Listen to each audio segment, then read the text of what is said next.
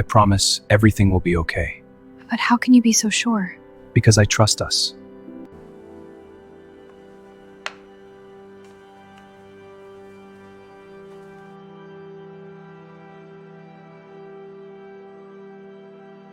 Three months ago, my girlfriend looked me straight in the eyes and said something that honestly messed with my head. She said, "I don't think I'm in love with you anymore." Yeah, that line hits like a truck. But the crazy part, that wasn't even the worst thing she said. Because right after that, she followed it up with something that made the whole situation feel completely unreal. She said she didn't want to break up. No breakup. No moving out. No big dramatic ending. She just wanted us to keep living together. Like roommates. At first I thought she was joking. I even laughed a little and said, "Wait, what?" But she didn't laugh. She just shrugged and said, "I mean, the apartment is great, rent is insane right now, and we get along. So why not just stay here together?" Like it was the most normal idea in the world. Like she had just suggested ordering pizza. And I'm sitting there thinking, did she seriously just say that? 3 years together. 3 years of memories, arguments, vacations, late-night talks, random inside jokes. And now we're just roommates. For a second, my brain just kind of froze. You ever hear something so ridiculous that your mind just goes blank? Yeah, that was me. Because 1,000 questions started running through my head. Was there someone else? Did she just fall out of love? Was I not good enough? Was I boring? But the more I thought about it, the more something started to click in my mind. Something that honestly hurt way more than the breakup itself. She didn't want me anymore. But she didn't want to lose the life I provided either. Because if I'm being real for a second, I had been doing a lot in that relationship. I was the one cooking most nights. I was the one grabbing groceries after work. I was the one cleaning the kitchen when we were both tired. And when money got tight for her a few months back, yeah, I quietly picked up more of the rent too. Not because she asked, because that's what you do when you love someone. You show up, you help, you carry the weight together. At least that's what I thought we were doing. But sitting there on that couch that night, watching her scroll on her phone like the conversation was already over, I started realizing something that hit me right in the gut. Maybe I wasn't her boyfriend anymore. Maybe I had slowly become something else. A safety net, a comfortable routine, a guy who made life easier. And now that she didn't feel the same way anymore, she just wanted to keep the benefits. No relationship. Just the perks. And man, that realization stung. I didn't yell. I didn't argue. Honestly, I just nodded slowly and said, "Yeah, I guess that could work." She looked relieved, like she had just avoided some big awkward fight. "See, I knew you'd understand," she said. Understand. That word sat in my head the rest of the night. Because what she thought was understanding was actually something very different. Later that night, she went to bed like everything was normal. But I stayed up, sitting alone in the living room. TV on, volume low, not really watching anything. Just thinking, 3 years of memories playing back in my head. All the little moments that used to feel special. And slowly, something inside me started shifting. Not anger, not revenge, just clarity. Because the more I replayed that conversation in my head, the more I realized something kind of wild. She had already broken up with me. She just didn't want to deal with the consequences. She didn't want the awkward move out. She didn't want the financial stress. She didn't want the lifestyle change.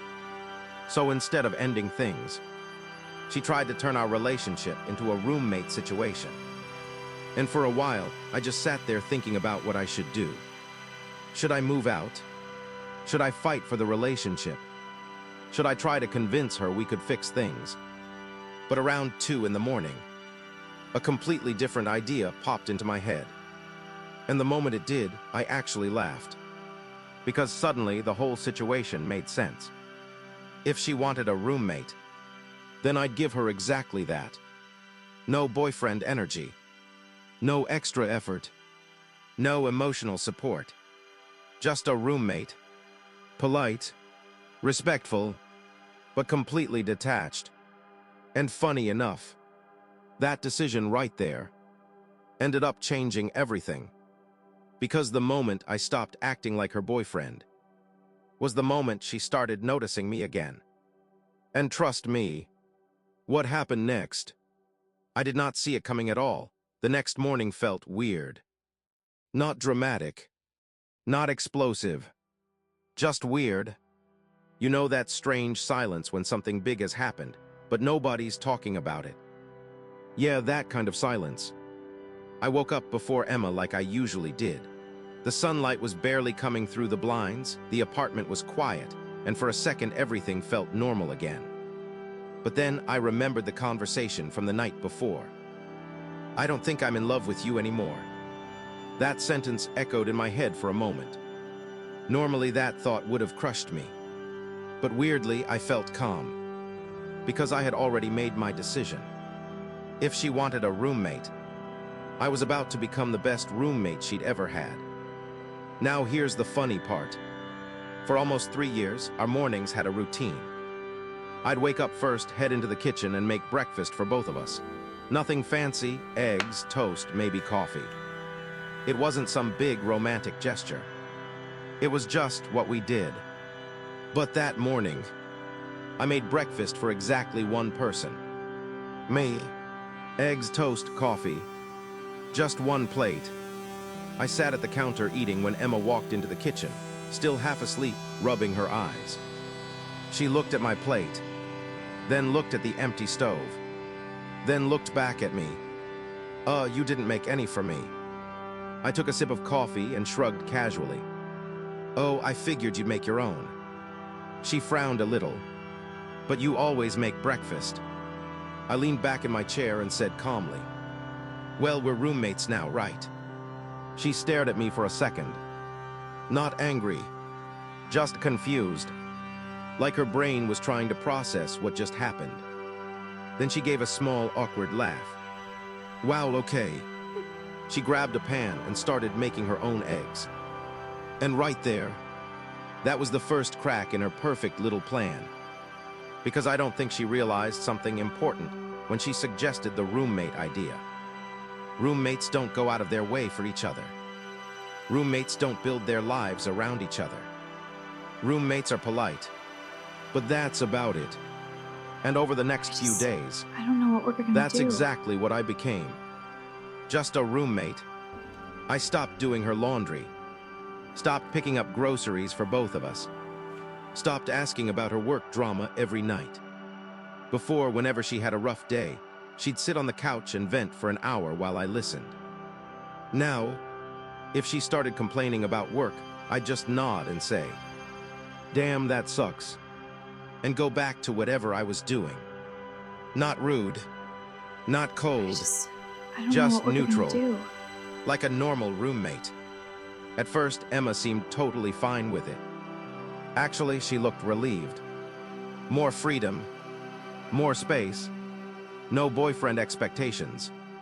She stayed out later, spent more time on her phone, sometimes disappeared into the bedroom for hours. And I just let it happen. No questions, no arguments, no "where were you?" Just silence. But here's the thing about people. Sometimes they think they want freedom, until they realize what comes with it. About a week into our new roommate life, something else started changing. Me, for the first time in a long time, I started focusing on myself again. I signed back up at the gym, started hanging out with my friends more. Guys I hadn't seen properly in months because I was always busy being the good boyfriend. One of them even joked the first night I showed up. "Bro, did you escape a relationship or something?" I laughed and said something like that. And honestly, it felt good. Really good. I started sleeping better, feeling stronger, even bought a few new clothes because my buddy convinced me my wardrobe looked like I was stuck in 2019. Little things, but those little things started adding up. And apparently, Emma noticed. One evening, I was heading out the door with my gym bag when she looked up from the couch. "Where are you going?" "Gym," I said. She raised an eyebrow. "You've been going a lot lately." "Yeah," I said with a small grin. "Feels good." She watched me for a moment like she was studying me, like something didn't quite add up. Then she just nodded. "Okay, have fun." But her tone was different. Curious, a little suspicious. A few nights later, we were both in the living room. She was scrolling on her phone. I was texting someone and laughing at something they said. Emma suddenly looked up. "Who are you texting?" I glanced up. "Oh, just a friend." "Which friend?" I shrugged. "Someone from the gym."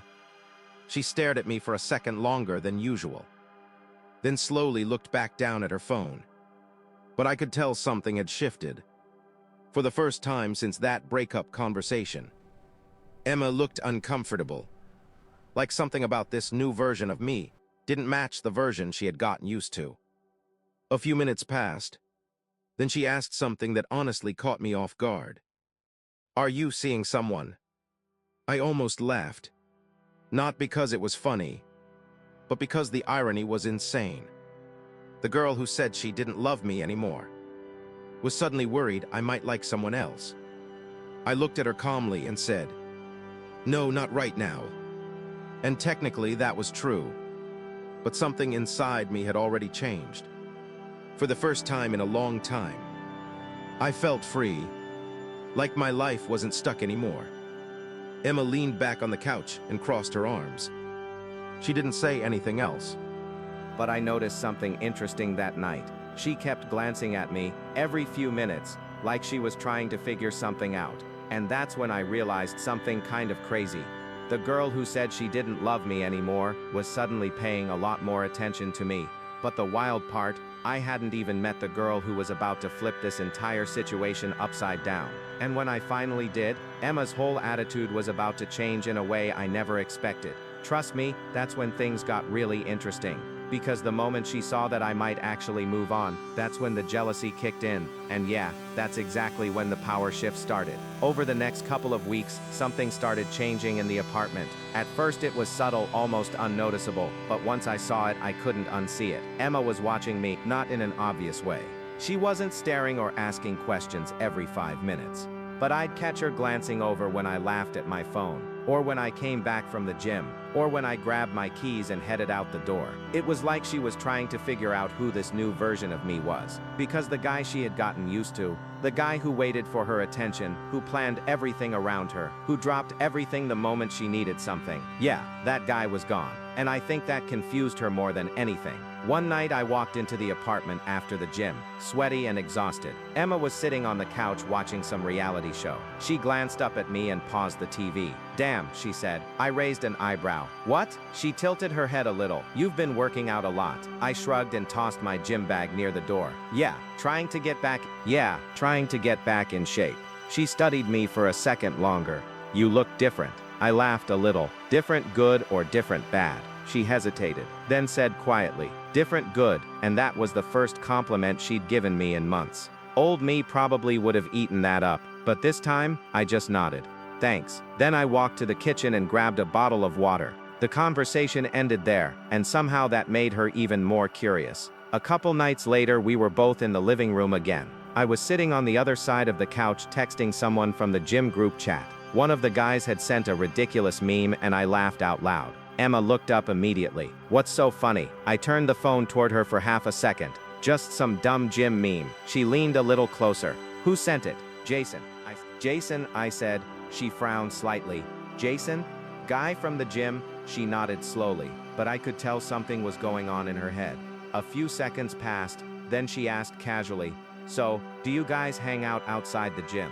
"Sometimes," I said. "A few of us grab food after workouts." She looked down at her phone again, pretending not to care. but the room suddenly felt different. There was this weird tension floating in the air. And honestly, for the first time since our breakup conversation, Emma looked slightly uneasy, like she was realizing something she hadn't thought about before. See, when she suggested the whole roommate idea, I think she imagined something very specific. She imagined the same guy still being there, still cooking, still waiting around, still orbiting her life. Just without the relationship label. But what she didn't expect was me actually moving on. A few nights later, that tension finally boiled over. I was getting ready to head out. Nice shirt, clean sneakers, nothing crazy but definitely more effort than my usual Netflix and sweatpants vibe. Emma noticed immediately. She looked up from the couch. "Where are you going?" "Out." "With who?" I grabbed my keys. "Some friends." She sat up a little straighter. "Friends, or a girl?" I couldn't help it. I smiled a little. "Does it matter?" Her expression changed instantly. That question clearly bothered her. "Well, no," she said quickly. "I was just asking." I shrugged. "Just friends." Technically true, but the hesitation in my voice probably didn't help. She watched me walk to the door. Right before I left, she said something that surprised me. "Hey." I turned around. "Yeah?" She hesitated, like she wasn't sure if she should say it. Then she finally spoke. "You look nice tonight." I nodded once. "Thanks." Then I left. But the moment the door closed behind me, I had this strange feeling in my chest. Not guilt, not sadness, just the realization that something had definitely shifted between us. Because for the first time in years, Emma wasn't the center of my world anymore. And I think she was starting to feel that. What she didn't know yet, though, was that someone else was about to enter the picture. Someone I wasn't even looking for, someone who would completely change everything. And the crazy part, the moment Emma realized that another girl might actually replace her, that's when things in the apartment went from awkward to straight up complicated. Because the next person I met, yeah, she wasn't just nice. She was the kind of person that makes you realize how underappreciated you've been for a very long time. And trust me, when Emma eventually found out about her, that's when the real drama started. A few days after that night, life kept moving the same way it had been. Gym, work, hanging out with friends, simple stuff. But something inside me had definitely changed. I wasn't constantly thinking about Emma anymore. I wasn't wondering what she was doing or who she was texting. I wasn't trying to impress her or fix things. For the first time in a long time, my life felt like it belonged to me again. And honestly, that feeling was addictive. One evening after the gym, a couple of us decided to grab coffee at this small place a few blocks away. Nothing fancy. Just one of those chill spots where people sit with laptops and pretend they're writing the next great novel. We were standing in line joking around when I accidentally bumped into someone. "Whoa, sorry," I said quickly. She turned around and laughed. Not a fake laugh, not a polite "it's fine" laugh, a real laugh. And something about it instantly caught my attention. She smiled and said, "You almost made me spill my entire drink." I held my hands up. "Okay, that would have been a tragedy. Coffee crimes are serious." She laughed again. And for some reason, that tiny moment felt different. I didn't even realize I was smiling until one of my friends nudged me and whispered, "Bro." I ignored him and turned back to her. "I'm Ryan," I said. She adjusted the sleeve of her sweater and said, "Lily." Simple introduction. Nothing dramatic. But sometimes the smallest moments are the ones that end up changing everything. We ended up sitting at the same table as my friends. At first it was just casual conversation. Music, work, random stuff about the gym. But the more we talked, the more I noticed something. Lily actually listened. Like, really listened. When I joked about something, she laughed. When I told a story, she paid attention. When I said something sarcastic, she fired one right back.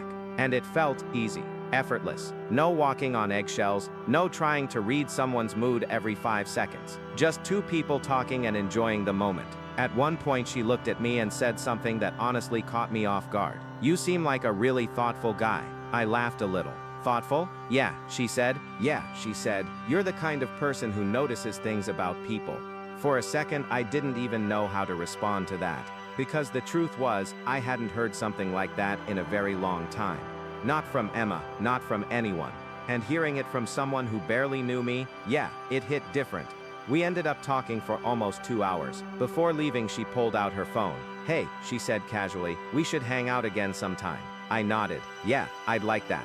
We exchanged numbers, nothing dramatic, but as I walked home that night, I noticed something strange. I was smiling, not the forced kind, a real smile. The kind you don't even notice until it's already there. When I got back to the apartment, Emma was sitting on the couch scrolling through her phone. She looked up the moment I walked in. "You're late." I glanced at the clock. "Not really." She studied my face for a second. Then she asked the question I could tell had been building in her head for days. "Did you meet someone?" The room went quiet. For a moment, I just stood there thinking about how weird the situation had become. This was the same girl who had told me she didn't love me anymore. The same girl who wanted us to just be roommates. And now she was asking if I met someone else. I shrugged and tossed my keys on the counter. "Yeah, I met someone." Her eyes widened slightly. "Wait, seriously?" "Yeah," I said calmly. There was a pause. Not a small one. A long, heavy silence. Then she asked quietly, "A girl?" I nodded. Emma leaned back slowly against the couch like the air had just been knocked out of her. What's she like?" I thought about Lily for a second. Then I said something simple. "She's nice." Emma looked down at the floor. And for the first time since that breakup conversation weeks earlier, I saw something in her expression that hadn't been there before. Regret. Real regret. Because suddenly the situation wasn't theoretical anymore. The guy she thought would always be there was actually starting to move on.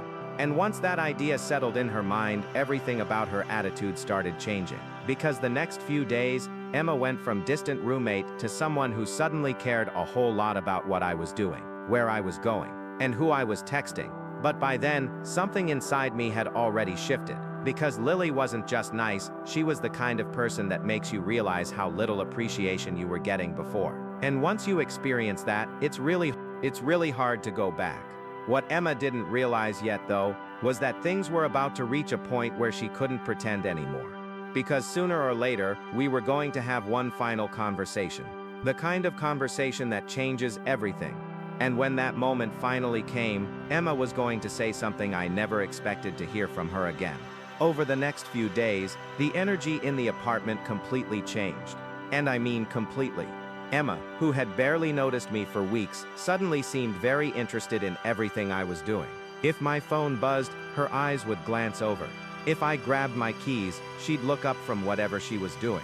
If I smiled at a text, she'd suddenly start asking questions. Not directly, not at first, but you could feel it, like the atmosphere in the apartment had shifted. One night I walked into the kitchen and she was already there cooking.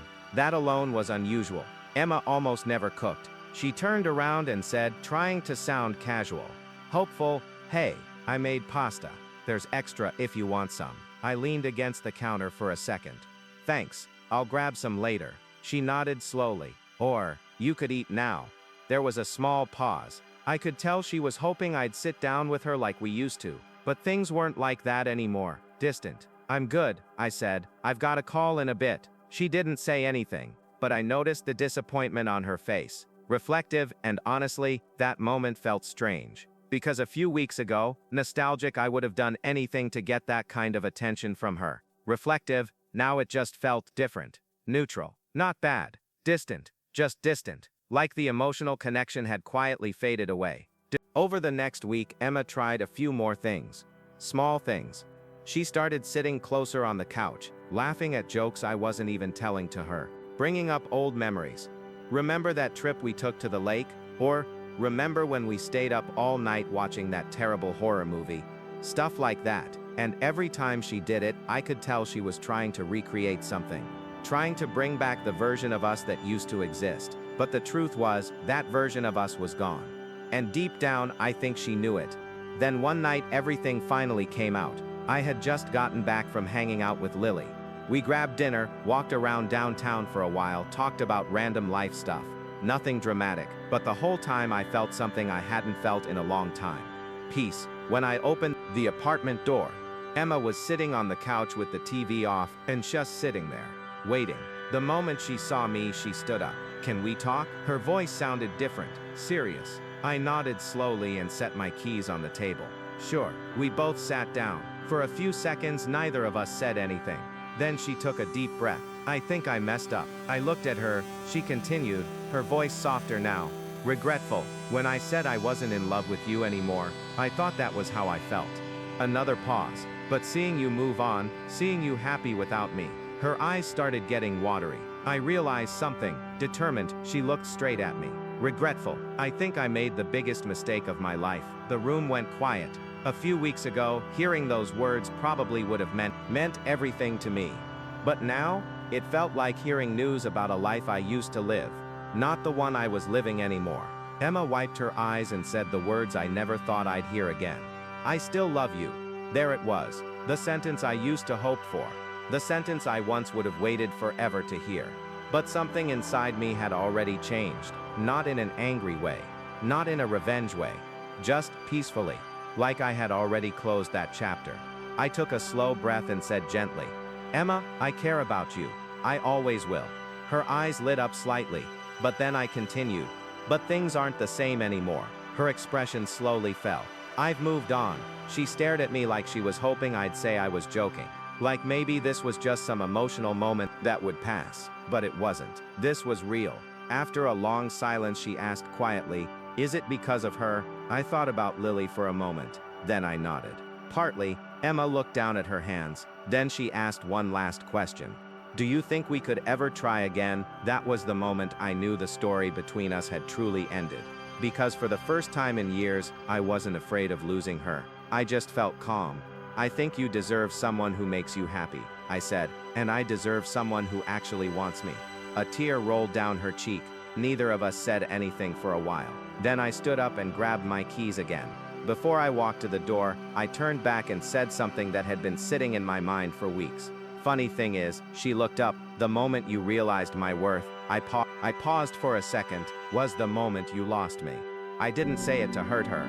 I said it because it was true. Then I walked out the door. And for the first time in a long time, I felt completely free.